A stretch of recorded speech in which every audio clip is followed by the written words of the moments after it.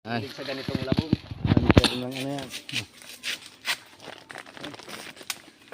Ito ang gagawin namin na pinakamasarap na luto mamaya. Tapos maghanap tayong suso dyan sa sapa. May sapa dyan eh. Ay yung ano, yung buko. Guling-guling. Pilipit. Pilipit, guling-guling. Hindi, tabagwang. Ay tabagwang, meron rin dyan tabagwang. Mas maganda. Tama na yung gulay natin, yung labong lang sa talbos ng kamuting kahoy, okay na yun. Gabi.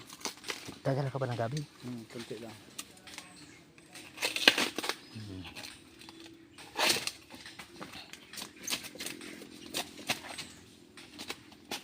Malamang idol, sisikip ang likuran mo niyan.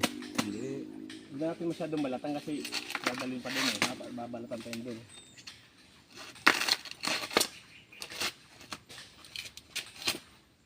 Putulon muna. Tadi ka na makakaikot duman.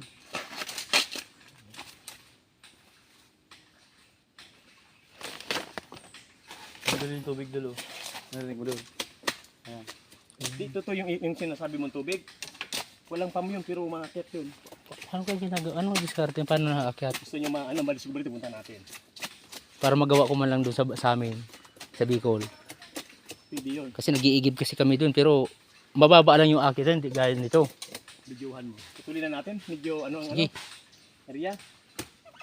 Matitid ang area. Ang lambot pa talaga. Lambot yan. Oo, mapag nahulog yan, putol yan. May labong hanggang ano. Tulo. Pero dalawa duwalan. Saranda. Ano. Ganyan. Hirapan na kayo nito. Tama na yung dalawa, marami na yan yata. Ilalagay natin sa sako. May sako doon maliit. Huwag niyang putulin. Sa unahan lang ng motor eh. Para makita nila ang labong dito. Laki, no? Dito mo kinuha. Hindi na naman kay Angkol. Ganito ka ba? Hindi. Doon yung kawayan yun. Kawayan yun. Doon kay paring Alan yun. Doon sa piling ng manok. Ha? Putulin mo na yung dulo na yan, para hindi ka na mahirapan. Ano pa yan? Marami pa yan. Hindi, yung dulo ng bay sa bidahon yan.